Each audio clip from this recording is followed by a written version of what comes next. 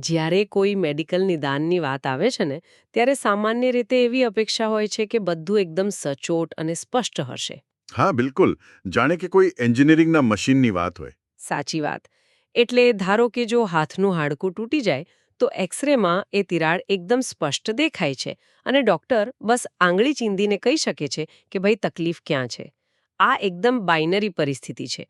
કાં તો હાડકું તૂટેલું છે અથવા નથી તૂટેલું. Black and white. એક્ઝેક્ટલી. પણ હવે જો હું એમ કહું કે માત્ર બેસીને આંખો બંધ કરીને અને કોઈ પણ શારીરિક હલનચલન કર્યા વિના હાથના સ્નાયુઓને 13% જેટલા મજબૂત કરી શકાય છે તો આ વિચાર જ પેલી એક્સરે વાળી ચોક્કસ અને સ્પષ્ટ દુનિયાને હલાવી નાખે છે. અને જુઓ, આજ તો સૌથી મોટી કડી છે જ્યાં આધુનિક વૈજ્ઞાનિક નવા જ પરિમાણમાં પ્રવેશી રહ્યું છે. જ્યારે આપણે ન્યુરોસાયન્સ, મગજનો વિકાસ અને આઘાતની દુનિયાની વાત કરીએ છીએ ને, ત્યારે પેલું બાઇનરી એક્સરે મશીન કામ કરતું બંધ થઈ જાય છે. બરાબર. આપણે એક એવા લેન્ડસ્કેપમાં પ્રવેશી રહ્યા છીએ જ્યાં મન અને શરીર વચ્ચેની સીમાઓ માત્ર ધૂંધળી જ નથી થતી, પણ મતલબ કે સંપૂર્ણપણે અદૃશ્ય થઈ જાય છે. વિચારો માત્ર હવામાં તરતા તરંગો નથી રહેતા, પણ તે ભૌતિક સ્વરૂપ લેવા લાગે છે. અરે વાહ. તો ચાલો આને જરા વિગતવાર સમજીએ. આજના આ ઊંડાણપૂર્વકના અભ્યાસનો એક બહુ જ સ્પષ્ટ મિશન છે. શું સામાન્ય માણસો અસામાન્ય અથવા જેને આપણે સુપરનેચરલ કહી શકીએ તેવી વસ્તુઓ ખરેખર કરી શકે છે? એક બહુ જ મોટો પ્રશ્ન છે આ. હા, અને આપણો મુખ્ય સ્ત્રોત ડોક્ટર જો ડિસ્પેન્ઝાનું ખૂબ જ ચર્ચિત પુસ્તક બિકમિંગ સુપરનેચરલ છે. આ ચર્ચાનો મુખ્ય હેતુ એ સમજવાનો છે કે કેવી રીતે વિચારો અને લાગણીઓ માત્ર મનોવૈજ્ઞાનિક પૂરતા સીમિત નથી, પરંતુ તે જીવવિજ્ઞાન એટલે કે આપણી બાયોલોજી અને વાસ્તવિકતાને પણ આકાર આપે છે. સાચી વાત. એટલે આ ચર્ચા ન્યુરોસાયન્સ, એપિજેનેટિક્સ અને ક્વોન્ટમ ફિઝિક્સના ડેટાનો ઉપયોગ કરીને માનવ ક્ષમતાઓની મર્યાદાઓને સંપૂર્ણપણે પડકારશે. હું તો આ બધું શેર કરવા માટે બહુ જ ઉત્સાહિત છું. બિલકુલ. અને આ આખી સફરનો પાયો એ સમજવામાં રહેલો છે કે કેવી રીતે માનવ શરીર ભૂતકાળના આઘાતોમાં ફસાઈ જાય છે. મોટાભાગના કિસ્સાઓમાં તણાવ અને માનસિક આઘાત માત્ર મગજના કોઈ ખૂણામાં સ્મૃતિ બનીને નથી રહેતા. તે શાબ્દિક રીતે શરીરના કોષોમાં ઉતરી જાય છે. પુસ્તક બહુ જ સ્પષ્ટ રીતે દર્શાવે છે કે કેવી રીતે આપણું પોતાનું શરીર એક ભૂતકાળની જેલ બની જાય છે. અને આ વાતને સમજવા માટે સ્ત્રોતમાં એના નામની એક સ્ત્રીની અત્યંત હૃદયદ્રાવક વાર્તા આપવામાં આવી છે. મતલબ કલ્પના કરવા જેવું દ્રશ્ય છે આ. રવિવારની એક સુંદર બપોર છે, બાળકો શાંતિથી રમી રહ્યા છે અને અચાનક દરવાજા પર પોલીસ આવે છે. ઓહ. એનાને સમાચાર મળે છે કે તેના પતિએ શહેરની એક ઊંચી બિલ્ડિંગ પરથી કૂદીને આત્મહત્યા કરી લીધી છે. ખરેખર બહુ જ ભયાનક. હા, આ આઘાત એટલો ભયાનક અને અણધાર્યો હતો કે એનાનું શરીર તરત જ સર્વાઇવલ મોડ એટલે કે પેલી ફાઇટ ઓર ફ્લાઇટની સ્થિતિમાં જતું રહ્યું. અને જીવવિજ્ઞાનની દૃષ્ટિએ આ ક્ષણે શરીરમાં શું થાય છે તે સમજવું બહુ જ અગત્યનું છે. હવે જુઓ, જ્યારે આવો કોઈ જીવલેણ આઘાત લાગે છે ને, ત્યારે નર્વસ સિસ્ટમ તણાવના હોર્મોન્સ, ખાસ કરીને એડ્રિનાલિન અને કોર્ટિસોલનો ધોધ વહાવે છે. રાઈટ. આ એક પ્રાકૃતિક વ્યવસ્થા છે જે શરીરને કોઈ જંગલી પ્રાણી સામે લડવા અથવા ત્યાંથી ભાગી છૂટવા માટે તૈયાર કરે છે. આ માટે શરીર પોતાની બધી જ ઊર્જા, જે રોગપ્રતિકારક શક્તિ કે પાચન માટે વપરાવી જોઈએ, તેને ખેંચીને હાથ અને પગના સ્નાયુઓ તરફ ધકેલી દે છે. એટલે મૂળભૂત રીતે શરીર સર્વાઇવલ માટે બધું જ દાવ પર લગાવી દે છે. બરાબર. પણ સમસ્યા ત્યાં શરૂ થાય છે જ્યારે આ બાહ્ય ખતરો જતો રહેવા છતાં માણસો પોતાના વિચારો દ્વારા જ આ તણાવના પ્રતિભાવને સતત ચાલુ રાખે છે. હા. એનાના કિસ્સામાં એવું જ થયું. તે દરરોજ પોતાના મનમાં એ જ દુઃખદ ઘટનાને વારંવાર જીવતી હતી. અને આ સતત ચાલતા તણાવના કારણે તેની રોગપ્રતિકારક શક્તિ એટલે કે ઇમ્યુન સિસ્ટમ સંપૂર્ણપણે તૂટી પડી. શરૂઆતમાં એનાને ન્યુરાઇટિસ નામની બીમારી થઈ, જેના કારણે તેને કમરથી નીચે લકવો મારી ગયો. ત્યાર પછી ક્લિનિકલ ડિપ્રેશન આવ્યું, મોં અને અન્નનળીમાં અલ્સર થયા અને છેલ્લે તેને અન્નનળીનું કેન્સર હોવાનું નિદાન થયું. વિચારો અને લાગણીઓનું આખું એક ભયાનક ચક્ર બની ગયું હતું. હા, તે ભૂતકાળ વિશે વિચારતી મગજ તેવા જ તણાવયુક્ત રસાયણો ઉત્પન્ન કરતું. એ રસાયણો તેને વધુ દુઃખની લાગણી કરાવતા અને એ શારીરિક લાગણીઓ ફરી મગજને એવા જ નકારાત્મક વિચારો પેદા કરવા મજબૂર કરતી. ન્યુરોસાયન્સમાં આને એક સિદ્ધાંત તરીકે ઓળખવામાં આવે છે. જે ન્યુરોન્સ સાથે ફાયર થાય છે તે સાથે વાયર થાય છે. બિલકુલ. અને આ ચક્ર શરીરનું હાર્ડ વાયરિંગ બદલી નાખે છે. રાસાયણિક સ્તરે શરીર તે જ જૂની દુઃખદ લાગણીઓનું કાયમી વ્યસની બની જાય છે. જો આ પ્રક્રિયાને એક એનોલોજી દ્વારા સમજીએ તો આપણા મગજને એક તૂટેલી રેકોર્ડ પ્લેયર તરીકે કલ્પી શકાય છે, જે એક જ દુઃખદ ગીત પર અટકી ગયું છે અને વારંવાર એ જ લાઈન વગાડી રહ્યું છે. બહુ સરસ ઉદાહરણ છે આ. પણ જુઓ, અહીં એક સ્વાભાવિક પ્રશ્ન થાય છે. જો લાગણીઓ માત્ર રાસાયણિક પ્રતિક્રિયાઓ અથવા કેમિકલ રેસિડ્યુ છે, તો તે રેકોર્ડ બદલવો આટલો મુશ્કેલ કેમ છે?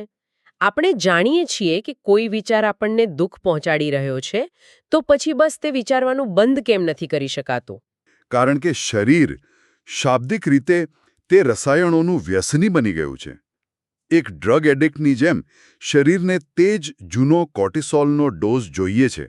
અરે બાપરે! હા, જ્યારે મન અને શરીર વર્ષોથી ભૂતકાળના આઘાતમાં જીવતા હોય, ત્યારે આસપાસનું પર્યાવરણ ભલે સંપૂર્ણપણે સુરક્ષિત થઈ ગયું હોય, શરીર એ જ જૂના દુઃખ અને તણાવના રસાયણોની માંગ કરે છે. એટલે શરીર જ મન પર હાવી થઈ જાય છે. બિલકુલ. તેથી જ્યારે પણ કંઈક નવું અને હકારાત્મક વિચારવાનો પ્રયાસ થાય છે, ત્યારે શરીર બળવો કરે છે. તે મગજને પાછા એ જ જૂના દુઃખદ વિચારો તરફ વળવા મજબૂર કરે છે, જેથી તેને પોતાનો રાસાયણિક ડોઝ મળી રહે. રોજિંદા જીવનમાં પણ આ જ પ્રક્રિયા થાય છે. સમાન રૂટીન અને તણાવપૂર્ણ વિચારોથી આવતીકાલને બરાબર ગઈકાલ જેવી જ બનાવી દેવામાં આવે છે. હવે અહીં એક બહુ મોટી વાત આવે છે. જો સતત નકારાત્મક વિચારો અને તણાવ કેન્સર જેવો રોગ પેદા કરી શકે છે, તો શું માત્ર હકારાત્મક વિચારો કરવાથી રોગ મટી પણ શકે? હું પ્રામાણિકપણે કહું તો આ વાત થોડી અતિશયોક્તિભરી અને પાયાવિહોણી લાગે છે. શું માત્ર વિચારવાથી ભૌતિક શરીરમાં કોઈ વાસ્તવિક ફેરફાર થઈ શકે ખરા? સોર્સ મટીરિયલમાં આ શંકાનું નિવારણ કરવા માટે માનસિક શક્તિના કેટલાક નક્કર વૈજ્ઞાનિક પુરાવાઓ આપ્યા છે. એટલે આ માત્ર હવામાં વાતો નથી. હાર્વર્ડ યુનિવર્સિટીનો પિયાનો અભ્યાસ આનો ઉત્તમ ઉદાહરણ છે.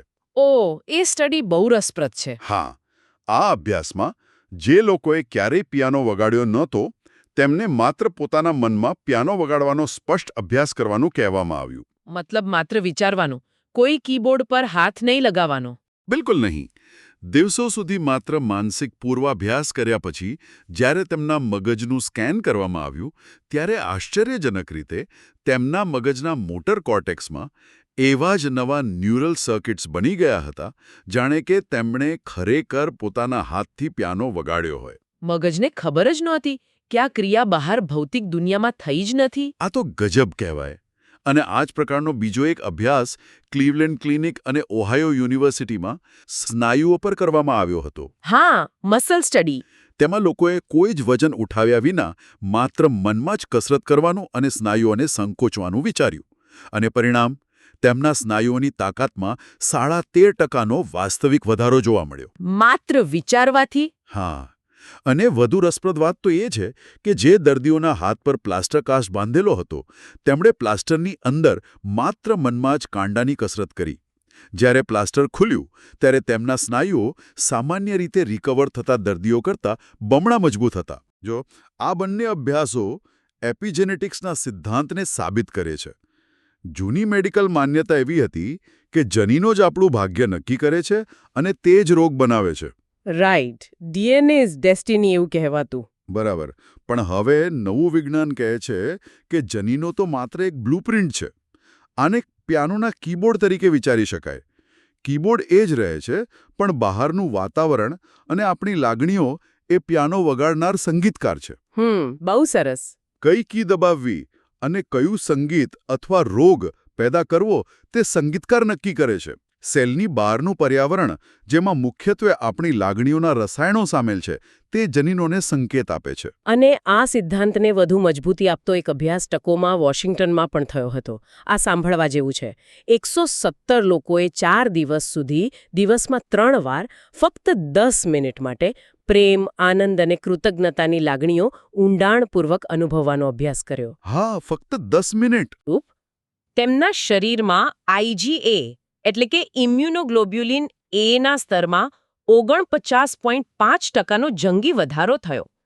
આ IgA એ રોગ પ્રતિકારક શક્તિનો સૌથી મહત્વપૂર્ણ પ્રોટીન માર્કર છે, જે વાયરસ અને બેક્ટેરિયા સામે શરીરનું પ્રથમ રક્ષણ કવચ છે. અદ્ભુત. માત્ર 10 મિનિટની લાગણીઓના ફેરફારે ડીએનએને નવા પ્રોટીન બનાવવા માટે મજબૂર કરી દીધા. એટલે જ્યારે નવી અને ઉચ્ચ કક્ષાની લાગણીઓ અનુભવાય છે ત્યારે શાબ્દિક રીતે ડીએનએને નવા સંકેતો મળે છે, નવા જનીનો ચાલુ થાય છે જે નવા અને સ્વસ્થ પ્રોટીન બનાવે છે. એનાના કિસ્સામાં પણ બરાબર આ જ મિકેનિઝમ કામ કરી ગયું. હા, એનાએ નક્કી કર્યું કે તે હવે ભૂતકાળના ડર અને રોગના ચક્રમાં નહીં જીવે. તેણે મેડિટેશન એટલે કે ધ્યાન દ્વારા ભવિષ્યની સ્વસ્થતાનો અગાઉથી અનુભવ કરવાનું શરૂ કર્યું. તે પોતાના મનમાં એવી લાગણીઓ ઊભી કરતી જાણે તે અત્યારે જ સંપૂર્ણપણે સાજી થઈ ગઈ છે. બરાબર. ધીમે ધીમે આ માનસિક પૂર્વાભ્યાસને કારણે તેની નર્વસ સિસ્ટમ શાંત થઈ અને પેલા સર્વાઇવલ મોડમાંથી બહાર આવી. અને પછી શું થયું એ તો આપણે જાણીએ જ છીએ. હા, એક સમય એવો આવ્યો કે તેનું અન્નનળીનું કેન્સર ગાયબ થઈ ગયું અને લકવો મટી ગયો. સૌથી આશ્ચર્યની વાત એ હતી કે અગાઉની દવાઓને કારણે તેની લાળ ગ્રંથિઓએ કામ કરવાનું બંધ કરી દીધું હતું, પણ તેણે ધ્યાન દ્વારા પોતાની લાળ ગ્રંથિઓને નવો જનીન સંકેત આપીને ફરીથી સંપૂર્ણપણે સક્રિય કરી દીધી. માનસિક પૂર્વાભ્યાસ દ્વારા શરીર એવું માનવા લાગે છે કે ભવિષ્યની સ્વસ્થ સ્થિતિ અત્યારે જ આ જ ક્ષણે અસ્તિત્વ ધરાવે છે. શરીર માટે આંતરિક વિચાર અને બાહ્ય વાસ્તવિકતા વચ્ચે કોઈ ફરક રહેતો નથી. આપણે જોયું કે મગજમાં નવું ભવિષ્ય વિચારવાથી અને તેને અનુભવવાથી શરીર સાજા થઈ શકે છે. તો પછી એક બહુ જ મોટો પ્રશ્ન ઊભો થાય છે. જો આ એટલું જ સરળ છે તો આપણે બધા આખો દિવસ આ કેમ નથી કરતા? શા માટે આપણે આંખો બંધ કરીએ કે તરત જ પેલો અધૂરો ઈમેલ, કોઈએ કહેલી ખરાબ વાત કે બેંકની લોન યાદ આવી જાય છે? અહીં મગજના તરંગો એટલે કે બ્રેન વેવ્સ અને ઓટોનોમિક નર્વસ સિસ્ટમની ભૂમિકા સામે આવે છે. આપણે આપણી ઊર્જાનું સતત વિભાજન કરતા રહીએ છીએ. આપણી મોટાભાગની ઊર્જા જાણીતી વસ્તુઓ પાછળ વેડફાય છે, જેમ કે ફોન, દુશ્મનો, નોકરી અને બેંક એકાઉન્ટ. સાચી વાત. વિજ્ઞાનની ભાષામાં કહીએ તો જેમ બે અણુઓ એકબીજા સાથે અદૃશ્ય ઊર્જાના બંધનથી જોડાયેલા હોય છે, તેવી જ રીતે આપણે આ બાહ્ય વસ્તુઓ સાથે લાગણીઓ અને ઊર્જાના અદૃશ્ય બંધનથી જોડાયેલા છીએ. નવા ભવિષ્યના સર્જન માટે આ બધી જ બાહ્ય વસ્તુઓ પરથી ધ્યાન હટાવવું પડે. અને આ જ અવસ્થાને પુસ્તકમાં કોઈ નહીં, ક્યાંય નહીં અને કશું જ નહીં બનવાની પ્રક્રિયા કહેવામાં આવી છે. હા, નો બોડી, નો વન, નો થિંગ. આનો અર્થ એ છે કે ધ્યાનની અવસ્થામાં પોતાની ભૌતિક ઓળખ, પોતાનું નામ અને સમયના બંધનો સંપૂર્ણપણે ભૂલી જવા પડે. અને આ અવસ્થામાં પહોંચવા માટે મગજના તરંગોની ગતિ ધીમી પાડવી પડે છે. સામાન્ય જાગૃત અવસ્થામાં, ખાસ કરીને જ્યારે તણાવ હોય, ત્યારે મગજ હાઈ રેન્જ બીટા તરંગોમાં કામ કરતું હોય છે. જે બહુ જ અસ્તવ્યસ્ત હોય છે. બિલકુલ, બહુ જ અસંગઠિત. ધ્યાન દ્વારા આ ગતિ ધીમી પાડીને મગજને બીટામાંથી આલ્ફામાં અને પછી વધુ ઊંડાણમાં થીટા તરંગોમાં લઈ જઈ શકાય છે. અત્યંત ઊંડા ધ્યાનમાં ગામા અથવા ડીપ ડેલ્ટા તરંગો પેદા થાય છે. આ એ જ અવસ્થા છે જ્યાં ઓટોનોમિક નર્વસ સિસ્ટમ, જે શરીરનું ઓટોપાયલટ છે અને પાચન, હૃદયના ધબકારા જેવા કાર્યોને આપમેળે સંભાળે છે, તેના ઓપરેટિંગ સિસ્ટમમાં પ્રવેશીને તેને ફરીથી પ્રોગ્રામ કરી શકાય છે. આખી પ્રક્રિયાને એક બહુ જ સીધા ઉદાહરણથી સમજીએ. ધારો કે એક વ્યક્તિની કુલ ઊર્જા એ તેનું બેંક એકાઉન્ટ છે. હવે જો દરરોજ ખરાબ બોસ પર ગુસ્સો કરવામાં, સોશિયલ મીડિયા પર પારકાનું જીવન જોઈને ઈર્ષા કરવામાં કે ભૂતકાળના ઝઘડા યાદ કરવામાં આ ઊર્જા ખર્ચાઈ રહી હોય, તો નવા ભવિષ્યનું સર્જન કરવા માટે ખાતામાં કોઈ બેલેન્સ જ બચતું નથી. બહુ જ સાચી વાત. Balance zero. જ્યારે આંખો બંધ કરીને ધ્યાન કરવાનો પ્રયાસ થાય છે, ત્યારે શરીર જાણે બળવો કરે છે, કારણ કે તેને તેનો પેલો રોજિંદો ગુસ્સાનો ડોઝ જોઈતો હોય છે. કારણ કે શરીર દ્રવ્યમાન બની ચૂક્યું હોય છે અને તે મન પર રાજ કરવા માંગે છે. રાઈટ. જ્યારે કોઈ વિચાર ભટકી જાય અને તેને સભાનપણે પકડીને પાછો વર્તમાન ક્ષણમાં લાવવામાં આવે છે, ત્યારે ખરેખર તે બાહ્ય વસ્તુઓ અને અણુઓ વચ્ચેના તે અદૃશ્ય બંધનો તૂટી રહ્યા હોય છે. ઊર્જા પાછી આવી રહી હોય છે. હા, વિખેરાયેલી ઊર્જા પાછી ખેંચાઈ રહી હોય છે.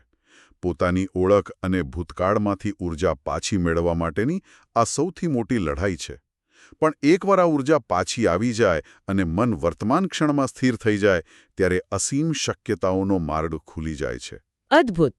જ્યારે ભૌતિક મર્યાદાઓ અને સમયની આ જાળમાંથી સંપૂર્ણપણે અલગ થઈ જવાય છે ત્યારે શારીરિક હિલિંગની સીમાઓ પાર કરીને એક નવી જ દુનિયા ખુલે છે અને અહીંથી સ્રોત ખરેખર મન મોહી લે તેવા રહસ્યમય અનુભવો અને ક્વોન્ટમ ફિલ્ડના વિષય તરફ વળે છે. હા, આ મારો ફેવરિટ વિષય છે. આ એવું ક્ષેત્ર છે જ્યાં આપણે જાણીએ છીએ તેવા ભૌતિકશાસ્ત્રના નિયમો જ બદલાઈ જાય છે. ક્વોન્ટમ ફિલ્ડ એ માત્ર ખાલી અવકાશ નથી, તે ઉર્જા અને માહિતીથી ભરેલું એક અદૃશ્ય ક્ષેત્ર છે. જ્યારે મન સમય અને અવકાશની પાર પહોંચે છે ત્યારે તે 5D એટલે કે 5મા પરિમાણમાં પ્રવેશ કરે છે, જ્યાં દ્રવ્યના નિયમો ગૌણ બની જાય છે અને બધું જ ફ્રીક્વન્સી અને ઉર્જાના સ્તરે કામ કરે છે. આને સમજાવવા માટે પુસ્તકમાં ગ્રેગ બ્રેડનનો એક અદ્ભુત અનુભવ શેર કરવામાં આવ્યો છે. હા, મિલારેપાની ગુફાવાળો. બરાબર. 1998માં તેઓ તિબેટમાં 11મી સદીના પ્રખ્યાત યોગી મિલારેપાની ગુફામાં ગયા હતા. ત્યાં તેમણે એક પથ્થર પર અંકિત થયેલી હાથની છાપ જોઈ. એવું કહેવાય છે કે મિલારેપા પોતાના અને પથ્થર વચ્ચે ઊર્જાના સ્તરે કોઈ ભેદ નહોતા માનતા. એટલે કે કોઈ સેપરેશન નહોતું. બિલકુલ.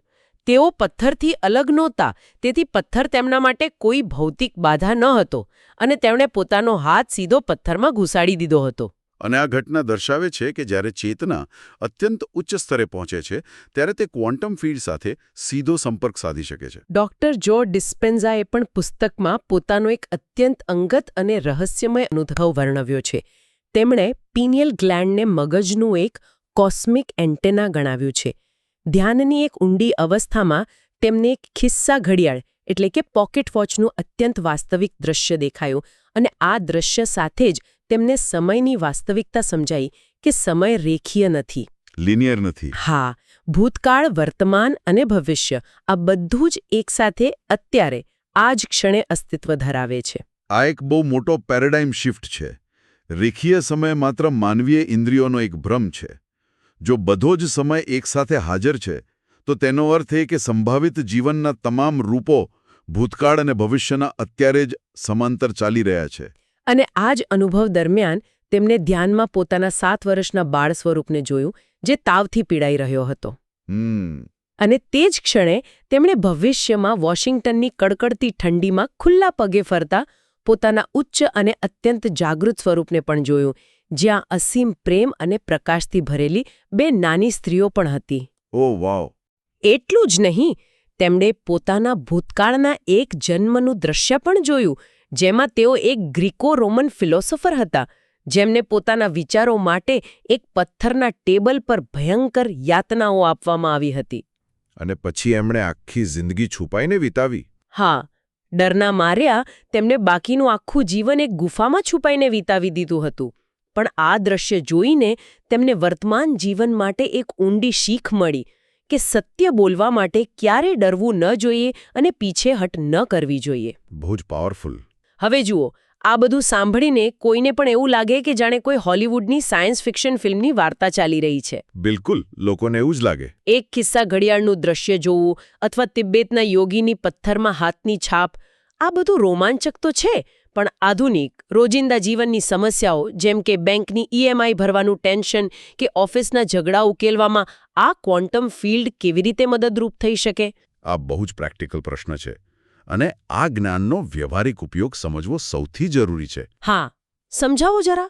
જ્યારે બેંકની EMI વિશે વિચારીને તણાવ અનુભવાય છે ત્યારે મગજને ખબર નથી હોતી કે કોઈ ભૌતિક વાઘ પાછળ નથી પડ્યો. એ માત્ર એક વિચાર છે.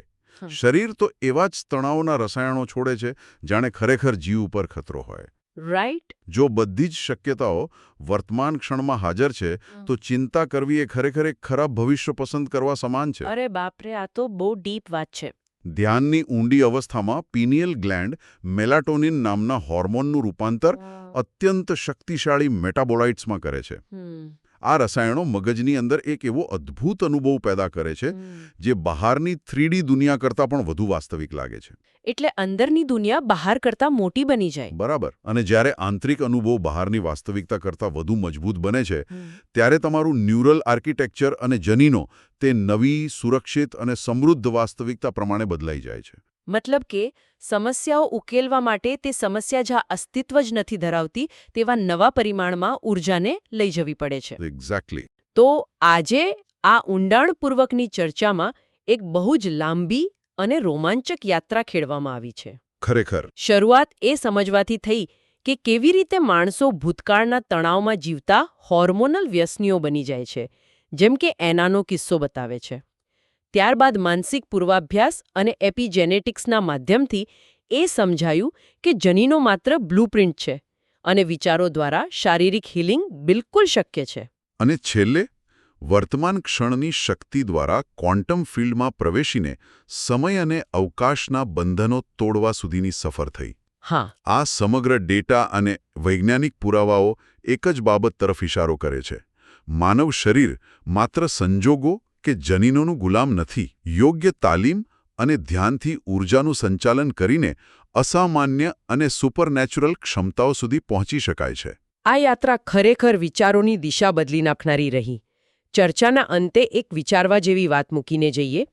શરૂઆતમાં આપણે એક્સ-રે મશીન અને તૂટેલા હાડકાની વાત કરી હતી, જ્યાં ભૌતિક વાસ્તવિકતા એકદમ કઠોર અને નિશ્ચિત લાગે છે. બરાબર. પણ જો આજના ડેટાને સાચો માનીએ તો આપનું પોતાનું શરીર અને તેનું સ્વાસ્થ્ય પણ આપણા ભૂતકાળના વિચારોનું જ એક ભૌતિક પરિણામ છે. 100%. તો જરા શાંતિથી વિચારો, જો એક વ્યક્તિના વિચારો તેના શરીરના જીનોન બદલી શકે છે, તો શું આ આપણી આસપાસ દેખાતું પર્યાવરણ, આ શહેરો, આખી ભૌતિક વાસ્તવિકતા પણ સમગ્ર માનવજાતના સામૂહિક ભૂતકાળના વિચારોનું જ ઘન સ્વરૂપ નથી? ક્રિસ્ટલાઇઝ્ડ રેસિડ્યુ. એક્ઝેક્ટલી. જો આવું હોય તો બરાબર આ જ સેકન્ડે આપણે બધા મળીને આવતીકાલ માટે કઈ નવી વાસ્તવિકતાનું નિર્માણ કરી રહ્યા છીએ એના વિશે ચોક્કસ વિચારજો.